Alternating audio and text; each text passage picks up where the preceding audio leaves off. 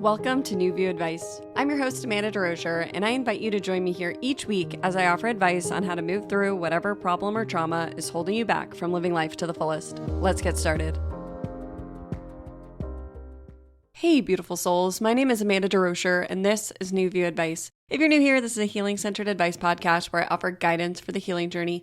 It is not my intention to give you all the answers. I believe you have all the answers. You just may need a new view and a little help along the way. Thank you for joining me for today's episode. Today we are focusing on infidelity again, and specifically we're focusing on people who have cheated in a relationship and have the feelings of guilt and shame arising as they're healing and are having trouble forgiving themselves. Today I'll be answering 2 questions from listeners who have cheated on a partner or on a spouse and are having trouble letting it go and forgiving themselves and releasing themselves of this immense guilt. I think the feelings of guilt and shame are so common when healing from cheating in a relationship. So today's episode is focused on how do we begin to do that? How do we begin to forgive ourselves and let go of these intense feelings that can feel all-consuming? I'm really looking forward to discussing this topic because I think social media, movies, TV shows, I think they all display and portray cheating in classic tropes and shame-ridden tropes where it's once a cheater, always a cheater, or the person who cheated is not forgiven and they're shamed and they're blamed. And I think that cheating is incredibly common. I have worked with many people at this point who have experienced being cheated on or cheating in a relationship. And I can assure you that it is very common in relationships.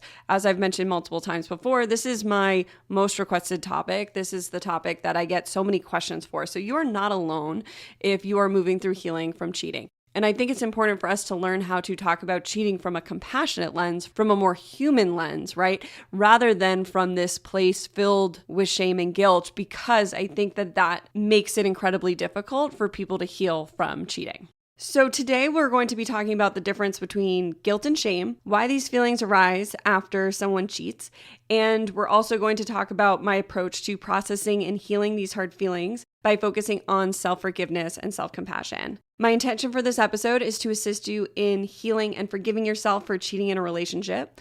Or if you didn't cheat and you're listening, I hope you learned something new and see a new view on infidelity. Before I jump into today's episode, I want to mention that if you are currently healing from infidelity, I have more resources on infidelity on my website, newviewadvice.com. I recently created an infidelity hub where I have all the resources I've created about infidelity. So I have free journal prompts, I have meditations, I have healing exercises there, and I have all the episodes in one place for you to see all the episodes I've done on infidelity, as well as some book recommendations. So if you're interested in checking those out, I invite you to visit my website at newviewadvice.com/infidelity hub. So let's jump into the first listener question where we're going to discuss healing from infidelity and how we can begin to forgive ourselves and process this feeling of guilt.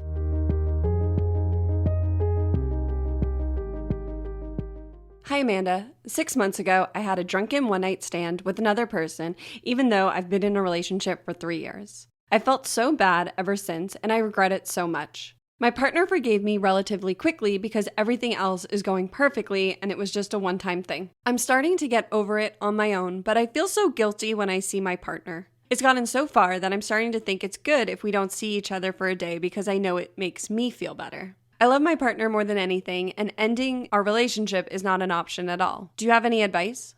Thank you so much for this question. First, I want to say I'm so sorry that you're navigating this situation and experiencing so much guilt.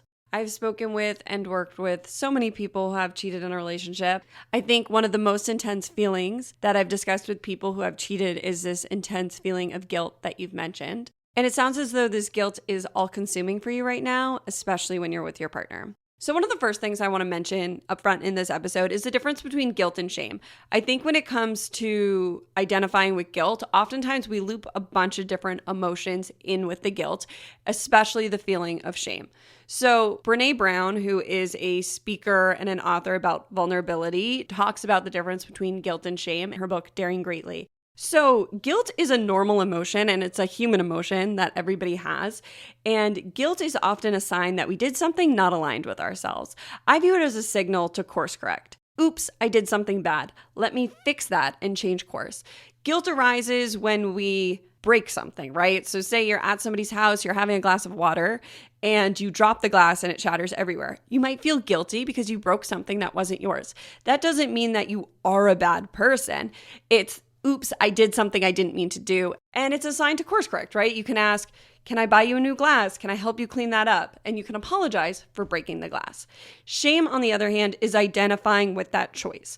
So rather than I did something bad, shame is the belief that I am bad, or I am a mess, or I am fill in the blank with a word that you are over-identifying with because of a decision that was made.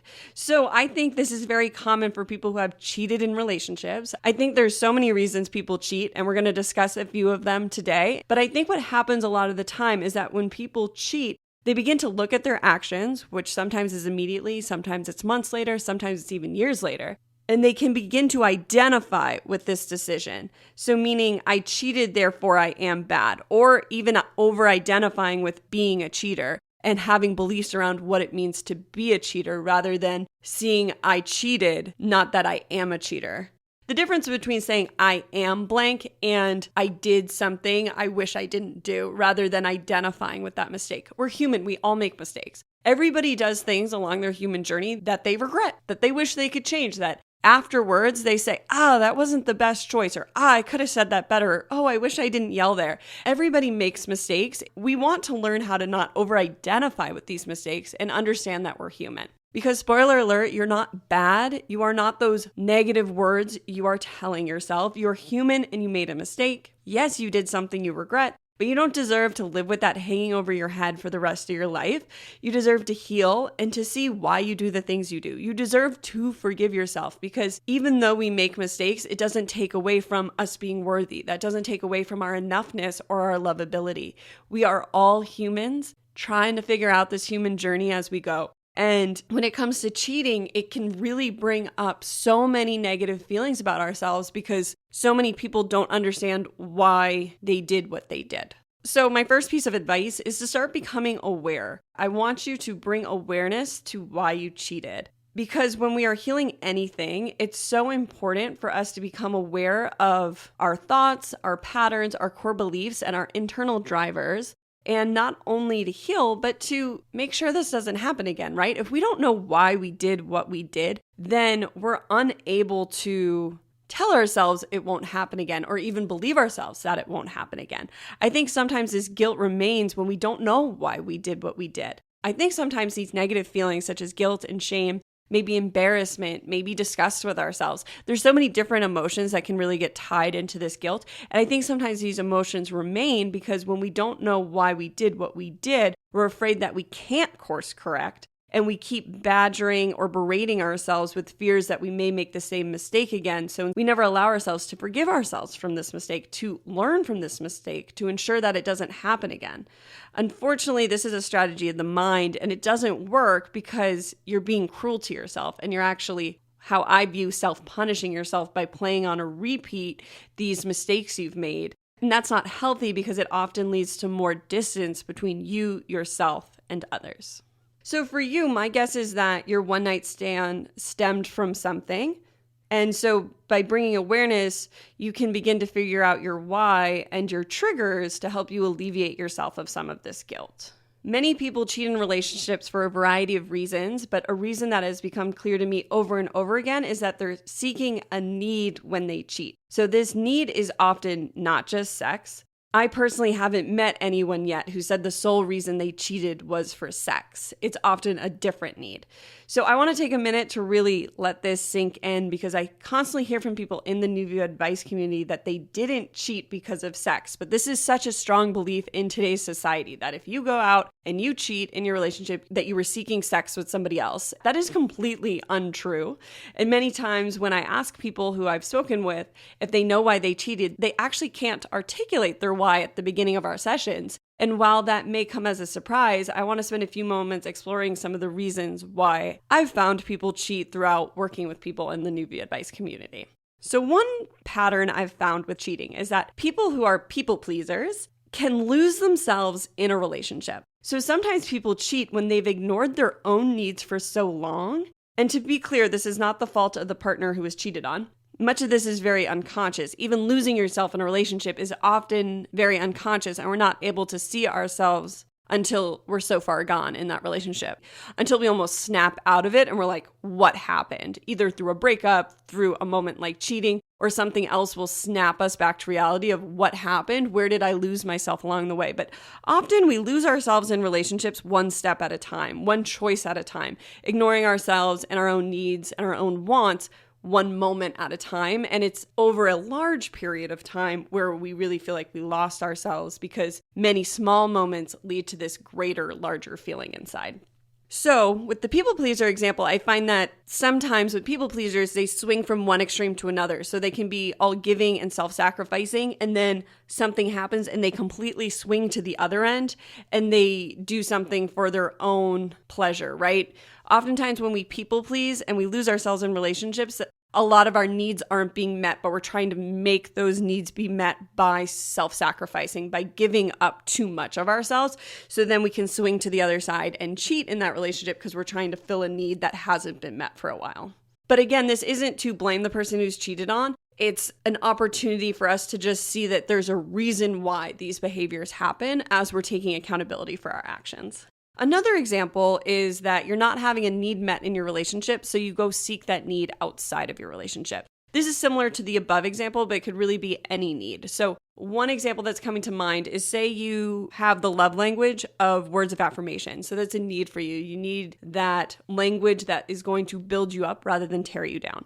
And I honestly think so many people in this world are critical and they don't even realize it. I know that I fall into this category. For a long time in my relationship, I was very critical of my partner and I didn't even recognize that I was critical. My parents were critical of one another, so I grew up with that, and also they could be critical of me. So it was just the way we talk to each other. So I didn't understand how that was affecting my partner, whose love language was words of affirmation. Also, for me at the time, words of affirmation was not my love language. So I didn't understand how much that was affecting him. So sometimes when we have a critical partner and then we meet somebody who's really kind and complimentary, it can open our hearts and that can lead to cheating. That's just an example, but it's because that need is being met. This can also happen if you have the love language of quality time and you have a partner who isn't able to really fill that, right? They are very surface level, and say you're looking to go deep and you meet this person who all of a sudden you click in a way you're not clicking with your current partner.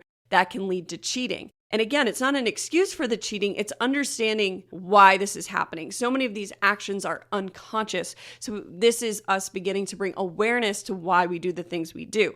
The truth is that most of the times when you enter an adult relationship, an adult romantic partnership, your partner isn't going to meet all your needs. They may never be able to meet your needs, or you're going to have to grow together to meet those needs. Many of us did not learn how to be in adult relationships. So when we enter adult relationships, we think they're going to be like the movies. They're not like the movies. Adult romantic relationships involve work and commitment and love and learning how to be kind to one another, learning how to see one another, learning how to love one another, and learning that the person you're in love with is a different person than you. They have different needs than you. They have different ways of being loved. They have different ways of communicating. And learning how to complement each other, learning how to go through life together is a journey, not a destination you meet the second you meet each other. So oftentimes when people cheat, they may not even be conscious of it, but they're seeking a need outside of their relationship because it's not being met within that relationship. Another reason people can cheat in relationships is a fear is arising within the relationship and it can cause someone to act out. So an example could be the fear of commitment, the fear of marriage, the fear of losing this person, the fear of deep intimacy.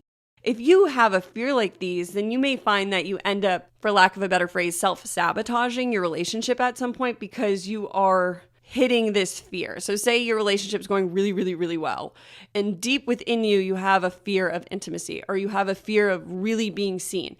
And the more you're seen in this relationship, it may cause a part of you to act out, a part of you, which I often think is connected to our inner child, to react to life and to do something to sabotage that intimacy because they're so afraid of intimacy for a real reason. It's often a safety mechanism when we self-sabotage because it's a way we've learned to remain safe in the world. And that's why self-awareness, inner child work, and learning to see why we do the things we do and understand where many of our inner thoughts and core beliefs come from is helpful in healing, because a lot of this is unconscious until it's made conscious. A great book that can help with this, if you think this could be you, is The Big Leap by Gay Hendricks. In this book, he discusses the upper limit problem and how we can have internal blocks and internal beliefs that keep us from reaching new levels of happiness, love, and success.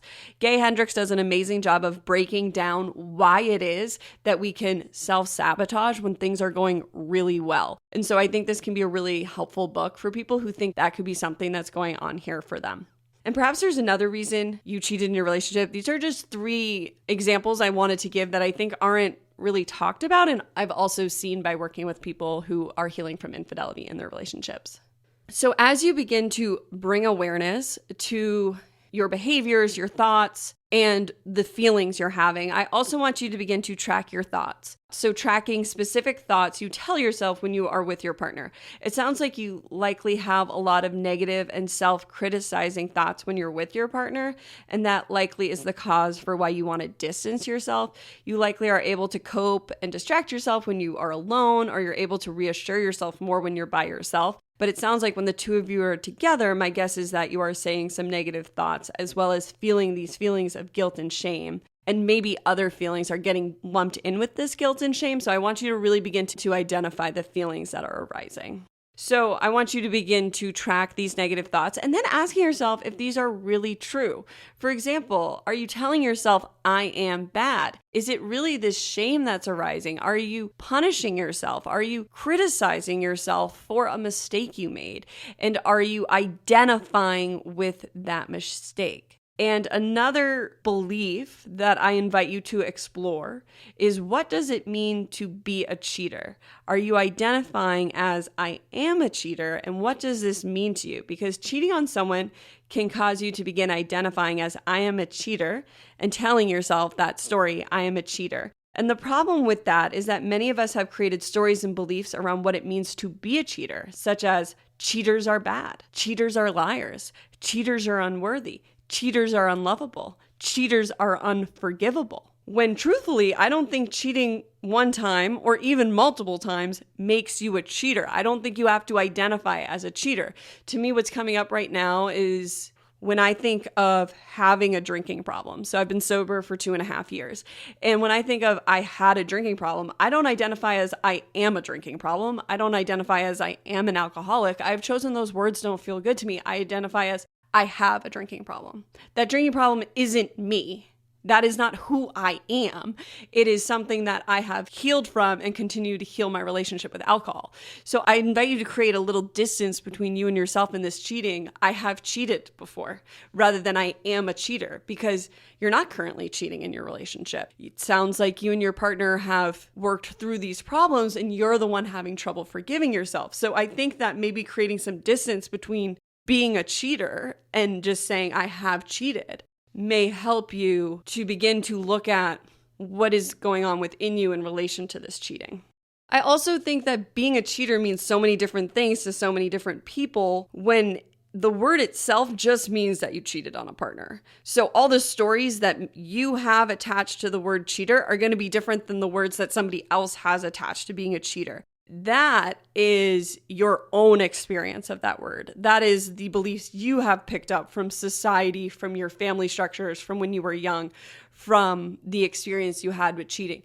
Just like my relationship with alcohol, every person who has trouble with alcohol, who struggles with drinking, has different beliefs and a different relationship with that alcohol. And so it's important when you're healing to begin to separate other people's stories, your stories, and what the actual situation that's going on is. Because we're often the ones who create more meaning behind these words. And so it's important for us to begin to bring awareness and begin to track what we have attached to these words, such as cheater. So I invite you to get curious, track your thoughts, and bring awareness to this situation. I have so many journal prompts on my website to assist you with this. As I mentioned, you can find those at newviewadvice.com/infidelityhub. I also offer one-on-one sessions, and I work with many people who have cheated in a relationship, and together we're always able to dive deep and see the roots of these actions in a safe way. I also recommend therapy. There are many therapists who can help you with this as well. I have also done many podcast episodes that can begin to help you to bring more awareness to the situation. My next piece of advice is to practice self-compassion with yourself, or in other words, to stop self-punishing. I think something that is very common with cheating is that when people cheat, they begin to self-punish, especially if you have a forgiving partner, because there's a part of you that believes you should be punished or that you should not be so easily forgiven. And so you become the inner punisher, especially if that person outside of you, your partner, is not punishing you. It sounds like in this situation, your partner forgives you and you're the one who's having trouble letting it go. So I want you to introduce self-compassion more and more, especially in those situations with your partner. I think this loops back to our discussion of shame. And if you believe you are bad because of something you did, then there's a part of you, your mind, which wants to punish or harm you because of that belief, I am bad. Because again, I think it's the mind trying to keep you from doing it again. I think that this can also stem from having critical parents or parents who used to use their words to punish and hurt us. So when we do something bad, we take that same strategy our parents used on us of being harmful with their words, and we begin to harm ourselves with our words. Because I want you to really think about that. If you understand what you did was wrong and your partner has forgiven you, really exploring why you are unable to let this go. Why do you keep punishing yourself with cruel words? Why don't you allow yourself to be with your partner and be present with your partner anymore? I think that self-awareness will really help you to begin to release these layers of guilt and shame.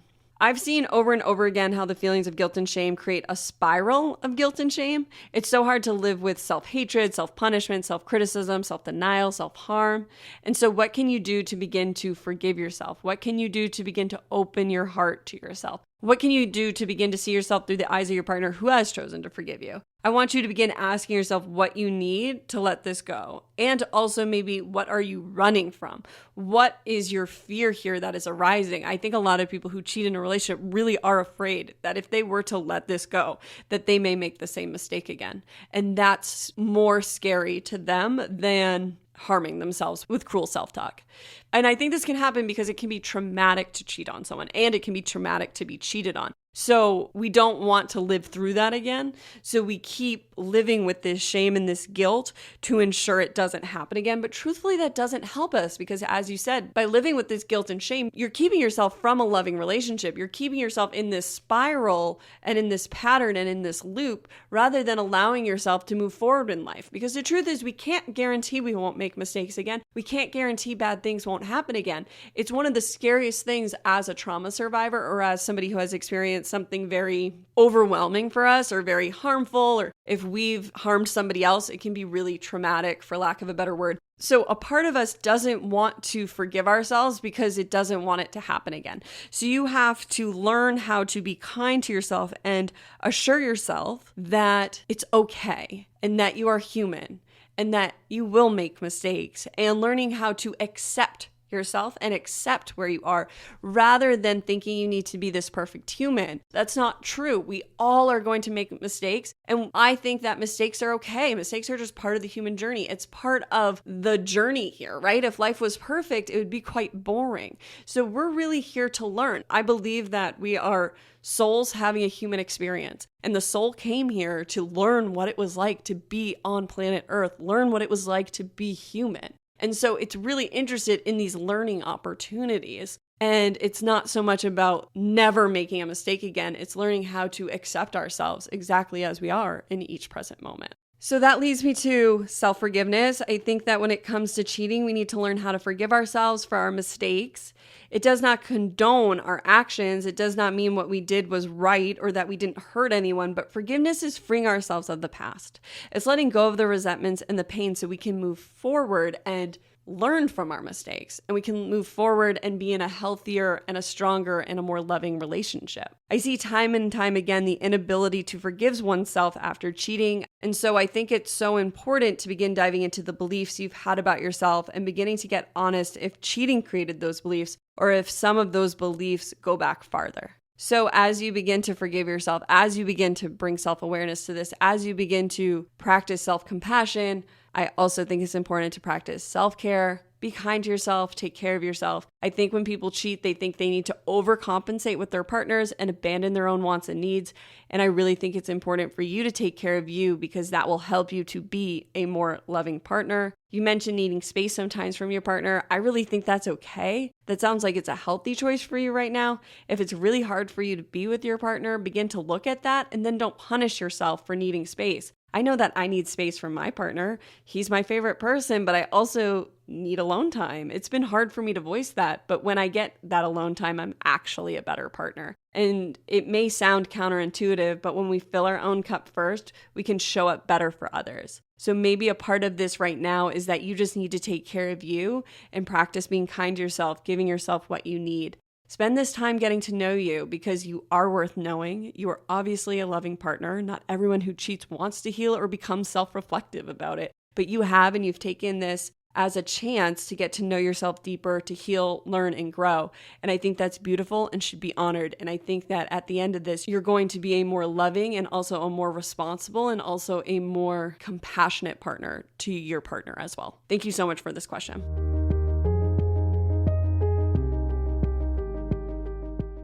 Hi, I love your podcast and I find all your advice extremely helpful. My question for you is a relationship question. How do you deal with the feelings after a breakup whenever you were the problem? Most breakup advice I see/hear is along the lines of, you're better off without them. You deserve better. Screw them. But how do you deal with the feelings of guilt and regret whenever you were the one that treated your partner poorly? My ex and I recently broke up, and I'm struggling with all the normal breakup feelings, but this time even worse because I'm the one to blame. I broke up with my partner because I felt bad for him and the way I was treating him. I cheated on him multiple times while drunk. I told him about them and he still wanted to stay with me. I know he deserves better, but he's too blinded by love to see that. Trying to stir up any compassion or forgiveness for myself feels impossible right now. Thank you for this question, and thank you for your kind words about the podcast. I think this is a great question. I think so many people can relate to this question, so thank you. I am so glad you asked this. So I want to offer you a new perspective on this because as much as I love self-awareness and taking accountability, I think it's a really important step to healing. And I think that there's power in understanding why we do the things we do. And when we take accountability for our mistakes, that's when we can truly begin to heal. I think it's so important. And it reminds me of the lyric from Taylor Swift's song Antihero, where she goes, "It's me. Hi.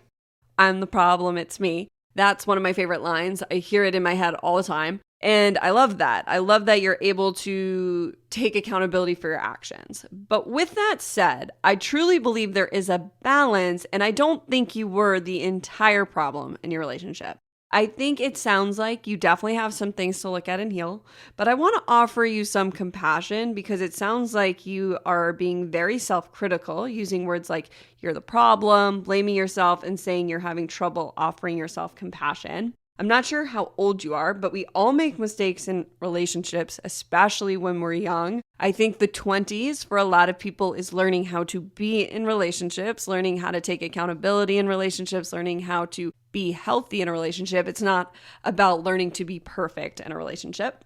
So first, I want you to explore your beliefs about relationships and reflect on the relationships that were modeled to you as a child and as a teen. Many of us are not taught how to be in a healthy relationship and how to be loving and caring. And many of us are actually taught behaviors that contribute to us being the problem. Many of my problematic behaviors that I have displayed throughout my relationship were learned behaviors. I saw other people act this way in my life or on TV shows or in movies. And one of these behaviors is yelling. I used to yell a lot at my partner. I had a lot of bottled up anger and I didn't know how to process it. I wish I could say I never yelled at my partner still, but I actually yelled at him just the other day. Not my finest moment, and I felt horrible. I started having thoughts like, what the hell, Amanda? You should know better. I went into a spiral of negative thoughts, and then I said to myself, enough. And I got real honest with myself. What triggered me? Why did I react this way? What inner signs did I ignore to allow it to get this far? What was I trying to say with my anger? So for example, for me, I didn't feel seen in the moment, so I fell into an old pattern of yelling, thinking the louder I get, the harder it would be to ignore me. This doesn't actually work and is something I learned from the way my parents interacted. I found that my father specifically used to yell a lot, and I felt like it was a way he would take up all the space, take up the room. But with the healing journey, it isn't about perfection. It's about connecting back to ourselves, and it's about learning to love ourselves as imperfect humans, and it's about learning to catch those moments quicker, right? So for that moment where I yelled at my partner, then I went into a downward spiral, and then I became self-reflective, that happened in the span of probably 20 minutes, where that could have lasted days in the past for me. And I really think it's important to continue that self-awareness and learning why we do the things we do and learning how to be an adult, learning how to be responsible, to take accountability for our actions, learning how to apologize to others and to ourselves, and growing and learning from our life and experiences, not running and hiding in shame. It's about acceptance. So I invite you to take some time to reflect on your actions within your relationship and whether there are any similarities with the relationships that you have witnessed during your life. Self-acceptance is a really important part of the healing journey, and self-acceptance is accepting who we are and where we are in every present moment. And part of that self-acceptance is accepting that a lot of times we get it wrong, and a lot of times we're not acting from the present, we're actually reacting to the past. But self-acceptance isn't about continually punishing ourselves, blaming ourselves, and calling ourselves the problem. It's about recognizing where our problematic behaviors come from. It's about recognizing that we were never meant to be perfect. It's about learning and growing so next time we can hopefully do better. It's about accepting where we are and loving ourselves exactly where we are, no matter what behavior we're displaying or have displayed previously. I really think we want to learn how to respond to life, meaning to take a moment to step back, acting intentionally rather than reacting to life, which is when we respond from our emotions rather than from the present moment. So for you, I think acknowledging your mistakes is huge, and I think it's really brave that you're willing to admit that you made a lot of problems in your last relationships. I know that for so many people, they don't do that. Just turn on the news or read the comment sections on social media, and you'll see so many people who do not take responsibility or accountability for their actions. They are acting like children, and I think acting like an adult is learning to take accountability for yourself. I think that's a beautiful step. But as I say this, I really want you to be kind to yourself as you do this. A way that may help you to do this is to begin practicing inner child work. My guess is that a lot of these actions and behaviors you exhibited in your last relationship were stemming from inner child or from childhood wounding. It can be a lot easier to be kind to ourselves when we begin to view the child within us who is acting out rather than viewing ourselves as the adult we are today. So as you bring awareness to why you do the things you do and why you cheated on your partner while drunk, begin connecting with the feelings, thoughts, and beliefs arising.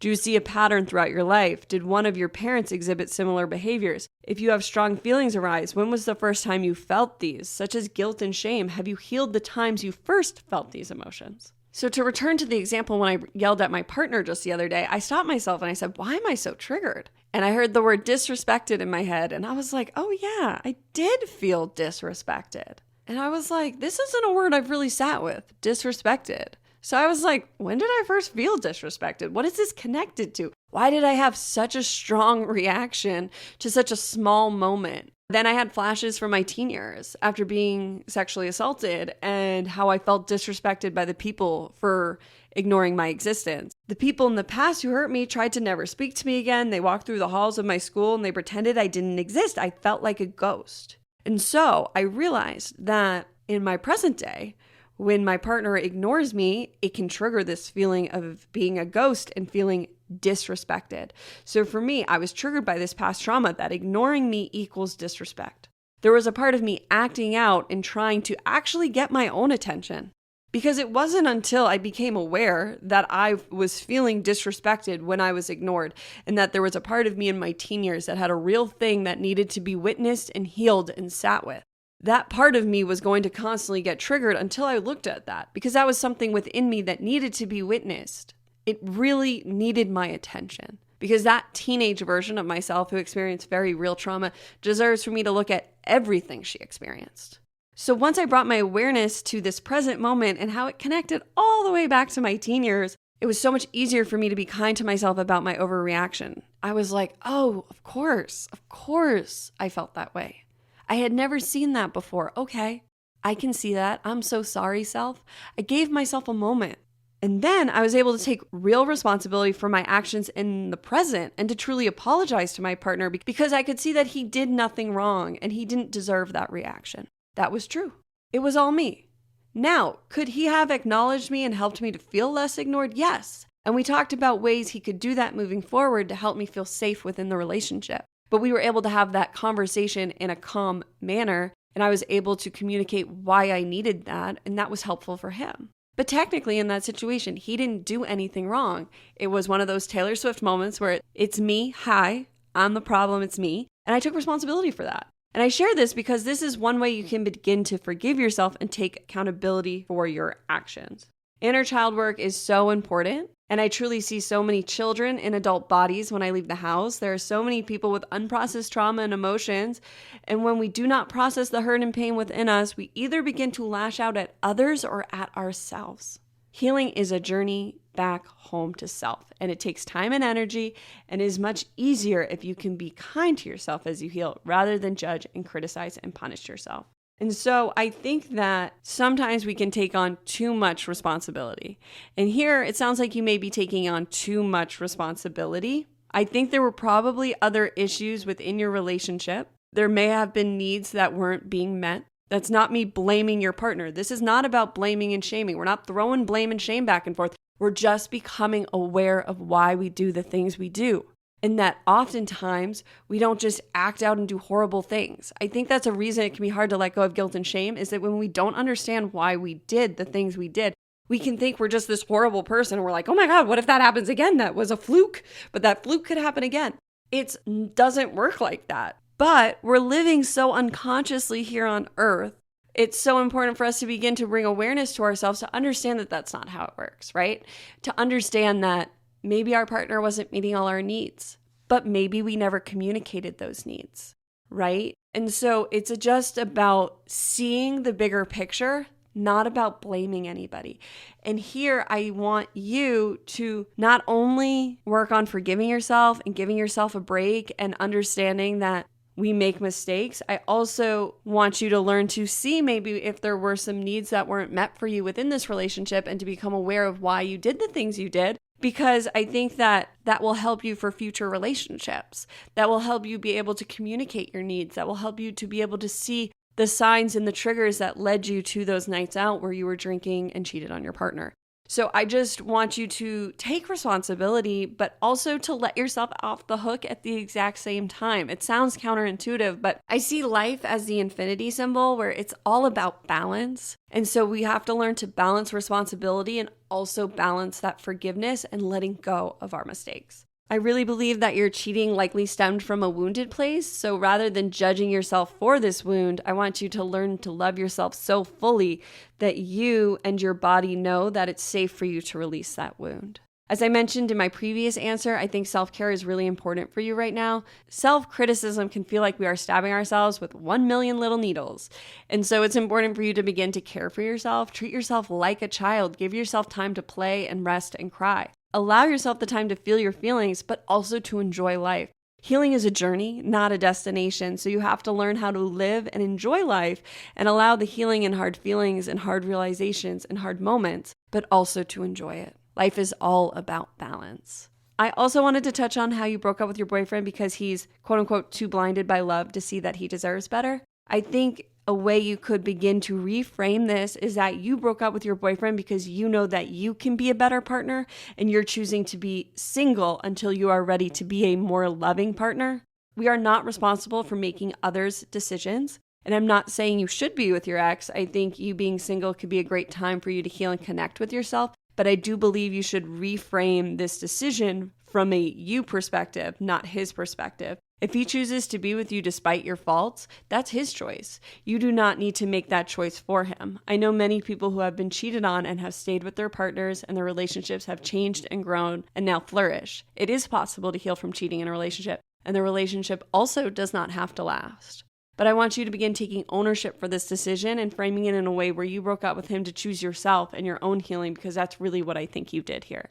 I know how hard it can be when we are our own biggest critics, so I want you to begin to reframe the language within you to be more loving, compassionate, and gentle with yourself. You deserve your own love. And the more you love yourself, the more you will attract a partner who loves you, and the more you love yourself, the more you will be willing to accept the love of others. Because I think sometimes when somebody loves us more than we love ourselves, we just can't be in that relationship or we can't see it. And I really believe we can only love somebody as much as we love ourselves. So it's just so important to learn to love ourselves because you're worthy of love. You deserve love. You're enough exactly as you are. You're human. And I invite you to be kind to yourself, be gentle with yourself, and to forgive yourself. You're not the only one who's made this mistake. This is very common within relationships. And I think it points to a bigger societal problem with relationships, not something that's wrong with you. So I invite you to be kind to yourself, and thank you so much for this question. I hope you found something helpful.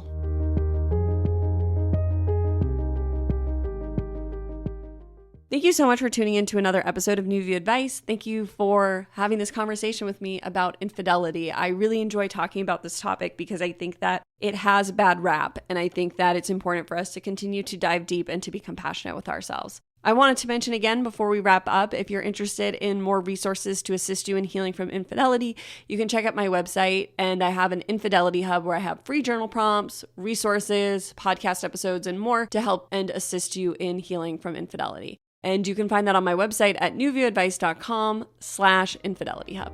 Thank you so much for tuning into another episode of New View Advice. As always, I hope I was able to offer you a new view on whatever you may be going through. Sending you all my love. See you next time.